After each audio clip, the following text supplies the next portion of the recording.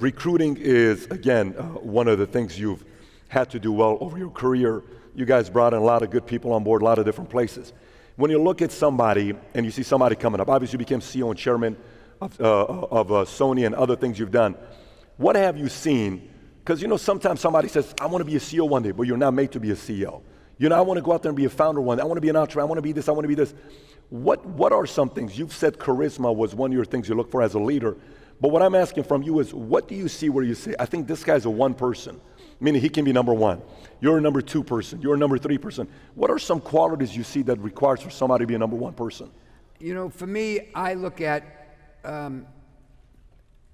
potential candidates for all my companies. What's their intention? What do they want? What do they want out of their life?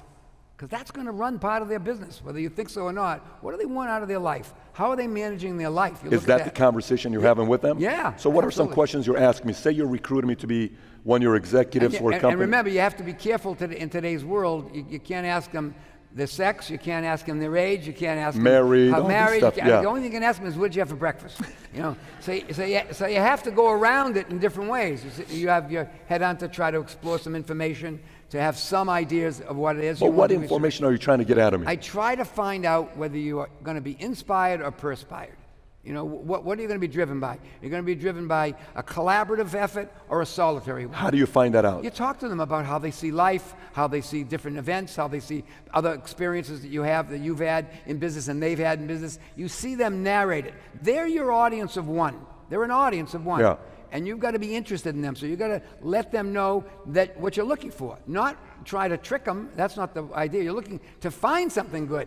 But the idea is, how do they embrace change? How do they embrace colleagues? How do they embrace How do you ask that, though? Okay, so you say, what do you want to do in this company that you think will make a difference? Now you'll find out, have they studied the company? Do they know the product? Do they know who else is in the company? Have they seen their track record? Have they seen how careers have moved in the company? Who have you admired in this business or other business that you look to? You ask that question? Yes, absolutely. So that's a legal question, by the way. It's not, so why are you asking that? Because who you admire, somehow you track. Who you admire, we always emulate those things that we want to be and admire. And if you're admiring the wrong things or the wrong parts of people's careers or backgrounds, you're generally running in your own circles. So the idea is, you're trying to plumb the pieces in them that'll fit into your culture. Your culture is in your company or your team is your business plan. It is crucial. It will see you through all the dark time and will be blossom in the wonderful time. So you've got to make sure the person is congruent with the culture. You know your culture, so you don't have to ask them. You can ask them, what do you know about our company? If they really, or what our team or our business, if they don't know really a lot about it, that tells you a lot. What are they sitting there for? If they can't manage their own career to do their own work about where the job is, what the hell are they going to do when they're working for you or working with you when they're in the marketplace? So you have to find ways to do that. But the key is it's people. No matter how you do it, you've got to get the best people, and you've got to get them to be who they are in what you have, your culture.